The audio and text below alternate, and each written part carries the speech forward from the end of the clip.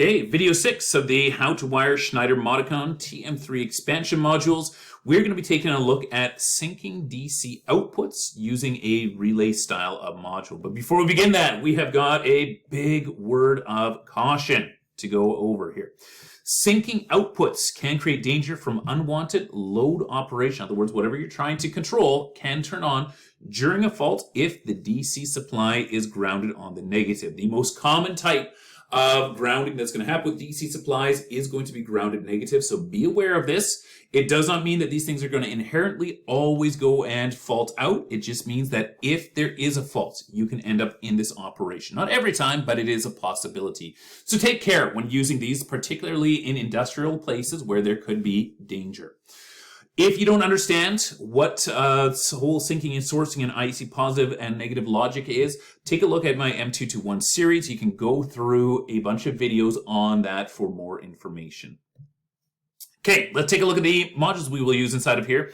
Specifically, we're going to be building this one around a digital output that is going to be 8 relays. That's the one that we're going to be using here. You could use the same concepts that we're going to go and cover inside of here to go and wire one of these DQ8Rs, which is just going to be a larger number of components. We went with the smaller one because it's easier to track on a drawing. Okay, syncing itself, what we are looking at is direct connection of the negative to the reference or to the common terminal. And when we are doing that on output, it is going to be an application of IEC negative logic that we will be dealing with.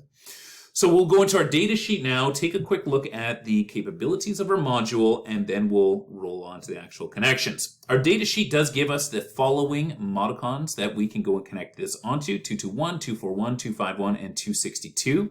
We see that the relays themselves are normally open, that they are going to have 8 relays on there, and we are going to see that the rating is going to be 24 volts for DC, or 240 volts for AC. You can go higher with the AC because the AC does cross the 0 axis, so the arcs are much easier to go and interrupt the current. DC current is harder to interrupt, so we have to operate at a much lower value. We do also see this 2000 milliamp relay output. Usually this would be written as 2 amps. For whatever reason, inside of this data sheet, they've decided that they want to write this out as milliamperes, but we see it's not a large value, and that you as an operator would want to make sure that you're driving any large loads through larger contactors. There's a bit more information that's also given on these. Some data about the timing, 10 milliseconds to turn on, 5 milliseconds to turn off. The durability, it is relay, but it's rated for 20 million cycles that we are going to go and have. A little bit of information on the length that we should go with this. They're saying no more than 30 meters that we're going to have. And then a little bit of information about the durability, electrical durability of these contacts, what they could be exposed to. These are not going to be wiring voltages that we're looking at over here. This is just what it could withstand as a surge coming through your plant or your installation. All right, now we're into the data sheet. The data sheet, we did go through this one in the previous video as well. What we're seeing over here is it is the exact same data for both of these over here, but they're showing us different connections. And if you track this one here, you see you got a positive. They're taking the positive into the common over here. So this would be what they would refer to as a sourcing style of output. This one over here, on this side over here, if we follow it through, we see that we've got the negative that is tracked over to the common. We're going to go with a European color of negative, which is going to be a blue over here. We see we're taking the negative in and we're switching the negative through to everything. And this is what we would refer to as syncing over here. Since that's what this video is about, we're going to ignore all the connections inside of here. Those are shown in the previous video, video number 5. This one's only going to deal with the syncing. We're also going to go and ignore the AC that is shown inside of here. That AC is not necessary for us to go and travel through. You don't use both at the same time, you use either or. And the beautiful thing about these relay cards is you could use DC in the top section of 4 relays, and you could use AC in the bottom section of 4 relays, and it's perfectly allowable. A couple more things we're going to take a look at here real quick as well. We do see that where positive is running through a fuse over here, that is going to go and provide protection, that then they are subfusing for each one of my loads as well, dropping that down to a 2 amp. This other one over here is going to be a 7 amp. They just forgot to drop the number over there as well, but it is a 7 amp they stated in the documentation. So we take the DC power supply, fuse that for protection, then we distribute that positive out to each of my loads themselves through individual fuses. In our case, we're not going to do that because it's just too many fuses to draw through. We're just going to examine it going through at least one fuse. We then see that the other side of our load travels back to the relay card. So you've got a complete path for current going from positive through your load back to negative. We're going to examine that path of current later on inside the drawings as well.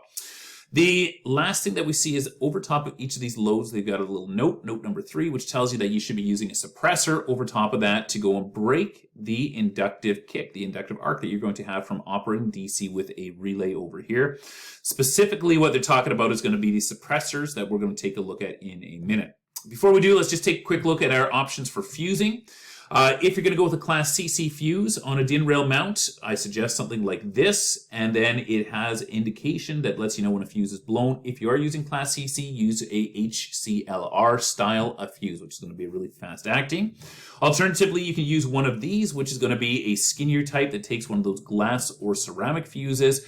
Same deal, it does have indication that is going to let you know when you've blown a fuse. So pick something that is going to be appropriate. Make sure you don't skip on applying protections. This that we're looking at over here is going to be a suppressor module. It's going to go and deal with that inductive kick. If you take a look, it shows the symbol for back-to-back Zener diodes that we are going to go and have inside of here. And it can be used on AC or DC 24 to 250 volts. It's just going to take care of that kick for us. To put one of these on, what you need to do is identify which model you're looking at. One of these, you take this component and you actually just plug it right into these two sockets that you see on the side of your contactor. It clicks in place. It doesn't add any width to your component on the DIN rail, and it's actually completely hidden once you have this component in there, but it gives you that protection that we're supposed to go and have. Okay, now we are on to the wiring of our components. First thing we're going to do is we're just going to examine what we have over here. We see we've got a main 251 PLC that is going to be running everything. We see we've got AC that is being brought in. That AC is going through a DIN rail breaker. That DIN rail breaker is then feeding into a DC power supply, and that DC power supply is coming out with 24 volts. We see we bring 24 volts down into this fuse holder. From that fuse holder, it goes through to the PLC main brain itself. That's what's going to go and provide all the logic for our operation. We'll erase all of that.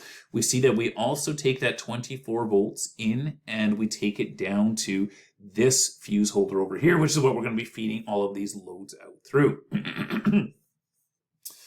Okay, let's go and take a look now at our wiring. Now we said that for our wiring, we were going to be applying a sinking style of wiring. And sinking is going to be taking my negative through the common. So I'm going to actually start by drawing this negative over here. I'm going to draw it with European color, a blue over here. And we're going to go and take that one in to this common, and I will jump it out. We'll take it up to this common as well, so that it's now fed in so we can feed it through to the rest of our devices.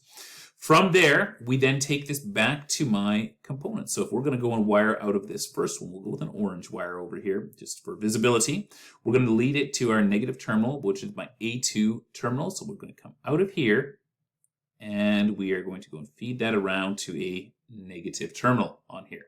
And for this one over here, we're going to do the exact same thing. We're going to feed that thing to a negative terminal, which is going to be my A2. So we'll pick a terminal, we'll take it off of number 7 over here, and we are going to go and feed that into terminal A2. So now we're taking our negative through the PLC, switching it out to each of these. The last thing that we would need to do is we would need to go and complete the positive off of these ones. So we're going to do that over here. We're going to run a positive up here onto there. We go no more than 2 wires underneath the screw terminal, so we'll go run from there as well. We're going to run through this block down here, which is going to be my overload block that I'm going to go and have on here, and then up to my A1 over here. Overload block, for those of you that aren't familiar on it, you can watch another one of my videos that we explain what these things are, but it's going to be a way that we read the current that is going to be traveling through my contactor. If that current gets too high, the overload block is going to go and trip out, and it opens up a set of control contacts. We got NC, which in this case means normally closed contacts that are going to be across there. Let's follow a path of current through just to make sure that this whole thing works. We're going to go with our positive. We see that the positive comes through our fuse holder. It goes through a coil of my component. From that coil of the component, we run back into my PLC card. It runs through the PLC card, and from there, it runs all the way back to the DC supply. So we know we've got a complete path for current. This thing would go and operate. The danger for these that we have talked about before, the fact that there can be danger for these, really always results on whether or not my DC is going to be grounded. So if my DC supply has got its negative grounded down, we're going to do that right there. We're going to take it onto one of these little DIN rail connectors over here with a ground on of it. What we could have happen now is if I were to go and have this line over here or this line over here, either one of these were to go and ground down, we would have a complete path for current flow. And let's just do that. We're going to say that this line over here is going to go and get ground faulted. Somebody has pinched the cable up against a conduit or something along those lines. What we see now is that we can bypass this card, and we'll follow that through. We're going to go and take our power in. We take our power in to my A1 coil. From my A1 coil, we travel through the contactor, and now what we're able to do is we're able to go and escape along my bond. From my bond, I can then travel back up and into my power supply. So this coil would be energized right now because of that ground fault that we have off of it. Can create a dangerous situation. Be very careful about where you go and use this syncing style of output, and particularly the types of installations of whether there's going to be humans around there that could get trapped inside of here. All right, that is it for this one here.